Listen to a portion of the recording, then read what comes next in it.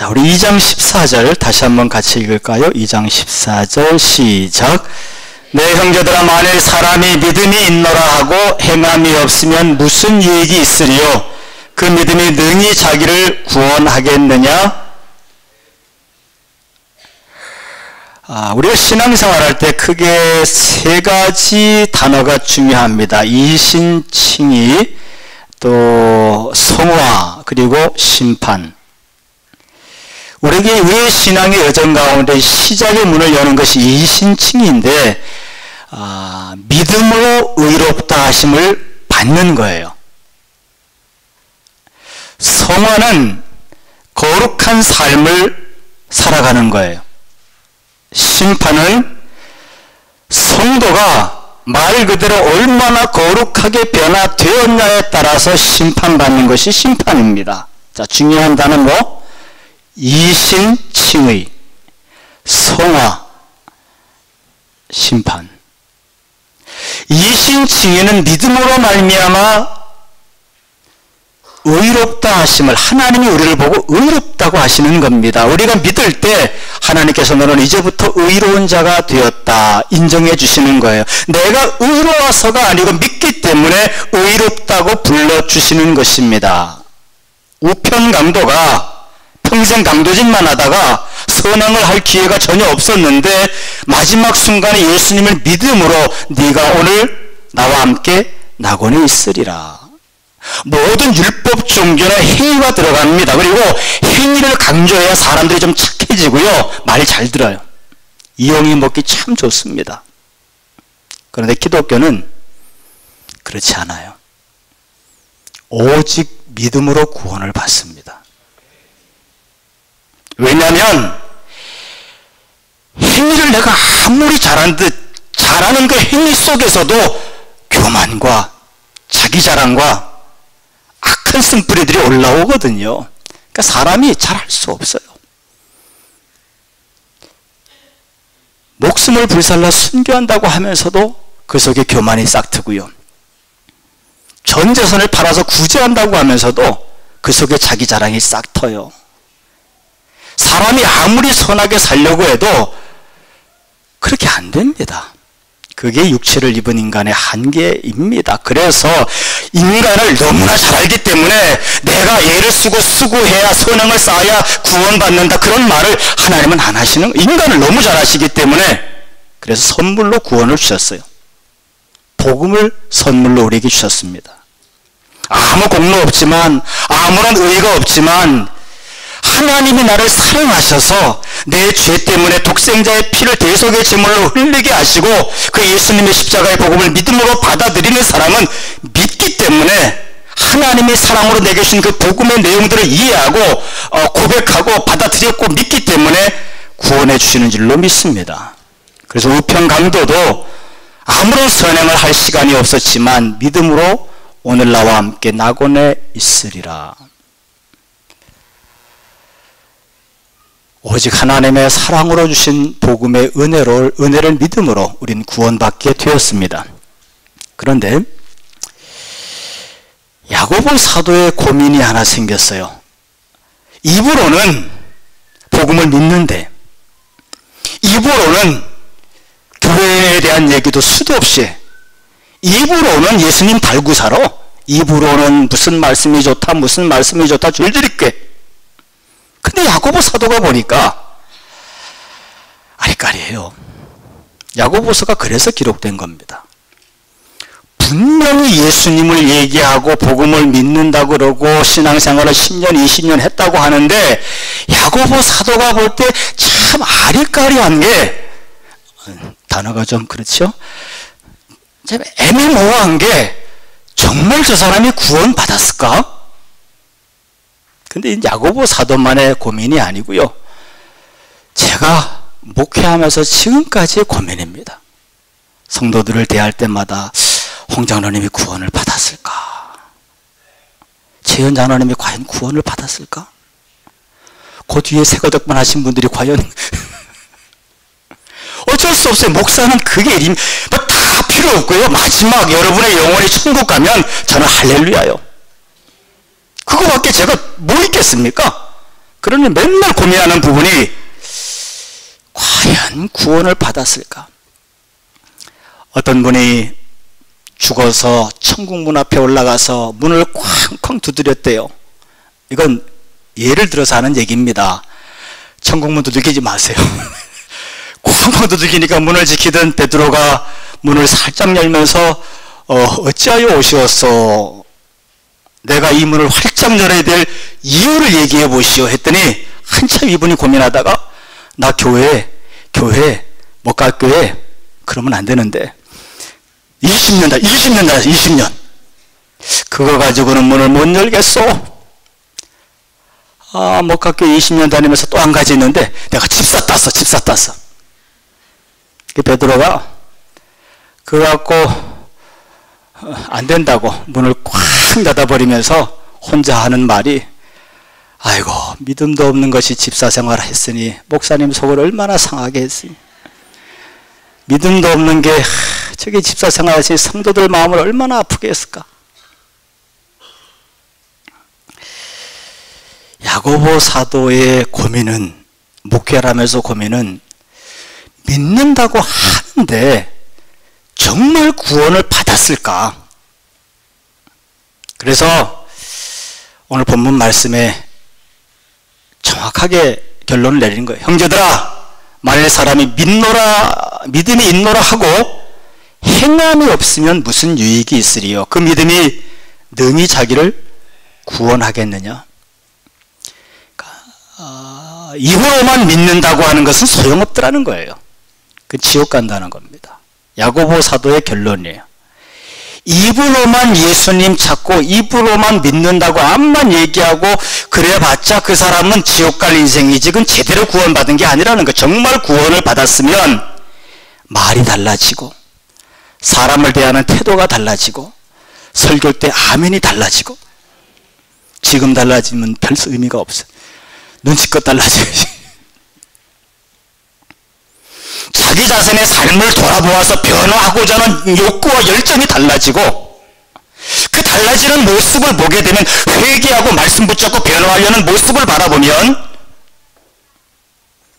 그 사람은 구원받은 사람인 걸로 야고보 사도는 알겠다는 거예요. 하지만 행위의 변화가 없으면 성화가 없으면 말씀 앞에 회개하고 통곡하고 자기를 돌아보면서 돌이키려는 노력이 없으면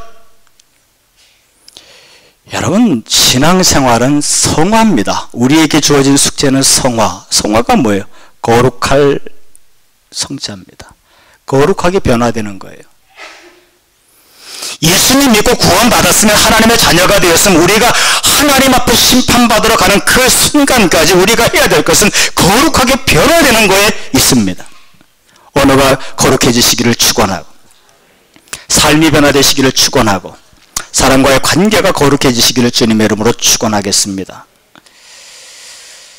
어떤 사람은 교회에 나오면서 성화에 대해서는 관심 없고 성화하려면 말씀 붙잡고 회개하는 거예요.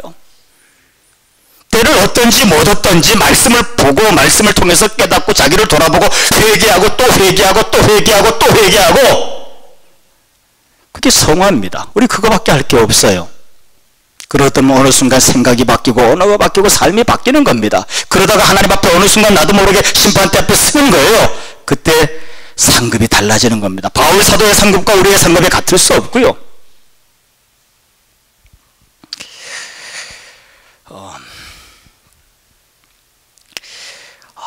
어떤 사람들은 자꾸 교회에 나오면서 돈 좀 잘 벌게 해주세요. 또 기적을 베풀어 주세요. 그러는데요. 여러분 분명히 기억합시다. 예수님께서 제일 싫어하셨던 것 중에 하나가 기적입니다. 예수님은 정말 기적을 싫어하셨습니다. 그런데 왜 예수님이 기적을 베푸셨느냐? 말씀을 확실하게 알게 해주시려고. 그게 예수님의 의도입니다. 의도한 사람은 불은 제대로 하신 거예요. 그런데 사람들이라는 게 무슨 말을 해도 돈으로 귀결이 되고 무슨 말을 해도 기적과 이적으로 귀결이 되니까 오죽 답답하시면 예수님 저 사람들이 구름대같이 예수님을 쫓아 몰려올 때 예수님 하시는 말씀이 저들이 나를 쫓아오는 것은 말씀 때문이 아니고 빵을 먹어서 떡을 먹어서 배부르기 때문에 쫓아오는 거다. 얼마나 예수님 짜증나시겠어요. 성화입니다. 성화. 복음 안에 정말 하나님의 사랑과 선물 가운데 구원을 받았으면 성화하시다가 변화하시다가 말씀 붙잡고 회개하시고 변화되시다가 믿음의 행동이 따라가다가 주님의 심판대 앞에 서는 저와 여러분 되시기를 축원하겠습니다. 근데 그리스도인들이 언어를 조심해야 된다, 사람 관계를 조심해야 된다, 변화해야 된다, 이게 말로는 쉬운데요, 구원을 못 받은 사람들은 이게 안 돼. 그래서 야고보 사도가 하는 말의 핵심은 그거예요. 정말 구원 받았느냐? 그런데 행위가 안 따라오느냐? 그건 구원 받은 게 아니라는 거예요. 예수 생명이 없다는 겁니다. 구원 받았느냐? 행동이 따라오고 100% 되진 않아도 그래도 돌이키려고 하고 예를 쓰고 수고하고 창피한 줄을 알고 그 사람은 구원 받은 사람이라는 거예요. 그게 야고보서의 결론입니다.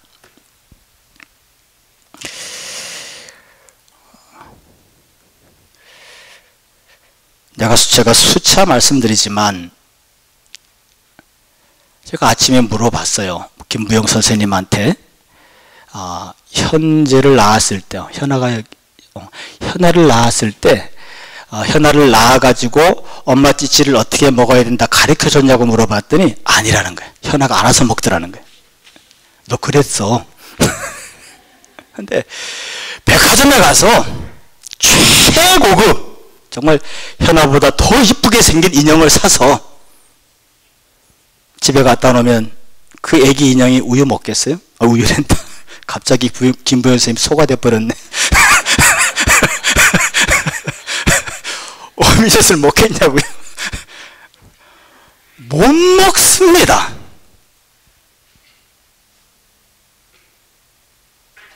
생명이 없는데. 예수 믿고 선행을 해라가 아니고요. 정말 예수 생명이 들어가고 복음을 정말 제대로 믿은 사람들은 예수 생명이 들어가고 누가 안 시켜도 말을 조심하기 시작하고요. 누가 안 시켜도 관계들을 잘 맺어가려고 하고요. 누가 안 시켜도 선한 행위를 하려고 노력합니다. 말씀 붙잡고 돌이키려고 회개하고 예를 쓰게 되는 거예요. 창피한 게 뭔지를 알기 시작하. 왜? 생명이 있기 때문에. 그래서 믿음과 행동은 따라가는 거예요. 나는 믿음이 있다. 근데 행위는 없다. 나는 행위는 있다. 믿음은 없다. 둘 다 지옥 가는 거예요. 복음을 제대로 믿는 성도들이 되시기를 축원하고 예수 생명이 시작되시기를 축원하며 예수 생명의 결과로 아름다운 믿음의 행위의 열매가 나타나시기를 주님의 이름으로 축원하겠습니다. 우리가 읽은 야고보서 1장 26절에서 27절, 먼저 26절을 다 같이 한번 읽겠습니다. 구체적으로 어떤 행위가 필요한가? 시작. 누구든지 스스로 경건하다 생각하며 자기 혀를 재갈 물리지 아니하고 자기 마음을 속이면 이 사람의 경건은 헛것이라. 정말 내가 예수님을 믿되 구원받은 믿음, 생명이 있는 믿음이라면 혀를 조심하기 시작한다는 거예요. 저는 요즘 참 기분 나쁜 얘기를 많이 듣습니다. 기껏 정성껏 사진을 찍어서 이렇게 딱 보여주면 목사님 참 사진기가 다르네요. 나도 애썼어. 나도 그 순간을 포착하려고 까꿍까지 해가면서 얼마나 그 사람의 그 아름다운 모습을 이렇게 드러나게 하려고 애를 쓰는데 내가. 목사님 사진이 이렇게 잘 나온 거 보니까 확실히 사진기가 얼마나 마음에 상처가 되는데. 앞으로 이제 그런 말 하는 사람 있기만 해봐. 다시는 안 찍어준다. 그냥 찍어줘도 잘못되면 목 잘린 것만 이렇게 주고 막 그럴 거다. 그리고 또 지난번에 또 그러더라고. 나 필리핀 갔다 왔을 때 사진이 이쁘게 나온 게 있어서 누가 보더니 아유, 목사님은 참 사진도 잘 나오시네요. 그리고 구체적으로 설명한다? 본래 모습보다는 사진이 더 잘 나오셨다는 거야. 두 번 죽이는 거야, 나를. 내가 누군지 어느 여성교회 회장인데 내가 얘기는 안 하겠어. 1년, 지금까지 내가 아직 가슴이 아파.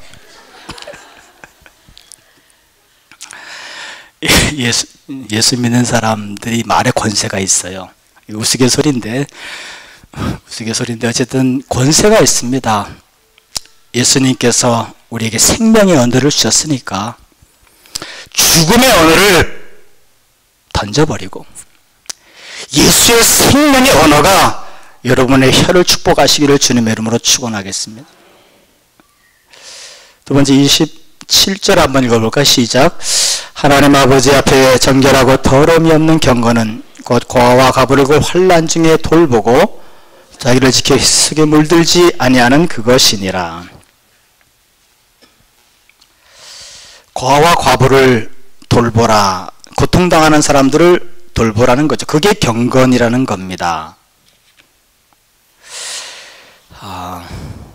경건은, 신앙은, 성화는, 성령 충만은, 정말 예수님 믿고 구원받은 사람은 고통받는 사람들과 같이 아파하는 거예요. 요즘 밥이 없어서 갖다 주는 것보다, 옷이 없어서 갖다 주는 것보다 정말 아픈 사람들이 많아요. 현아야, 너도 정신적으로 스트레스가 좀 있니? 없어. 너 바보 아냐? 그래, 행복하다는 얘기죠. 근데 목사님은 네가 그렇게 대답하면 설교를 이어갈 수가 없단다. 일부 예배드리는 청년들한테 물어보니까 자기들도 힘들어 죽겠대. 근데 설교가 쫙 이어 나오는데 너 그렇게 얘기하면 어떡하니 지금. 아픈 사람들 지천입니다. 어디 마음 안 아픈 사람이 여기 한 사람이라도 있겠으며, 어디 온전한 사람이 여기 한 사람이라도 있겠습니까? 다 아파요. 다 아파요. 그러니까 주님이 주시는 사랑의 마음으로 서로 좀 따뜻하게 감싸줍시다. 옷이 없어 추운 게 아니에요.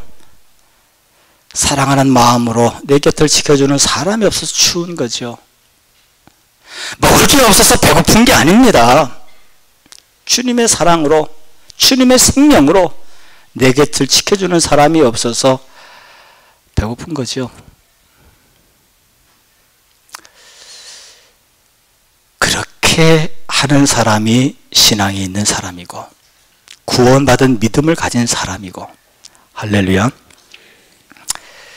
마지막으로 읽었던 27절 끝에 자기를 지켜 세속에 물들지 아니하는 그것이니라. 자기를 지켜 세속에 물들지 아니하는, 세상의 풍조를 따라가지 않는, 뭔가 세상 사람들과는 구별되려고 하고 악한 습관들 가운데, 악한 방법들 가운데서 이제는 돌이키려고 하는 사람들, 그 사람들이 구원받은 사람들인 줄로 믿습니다.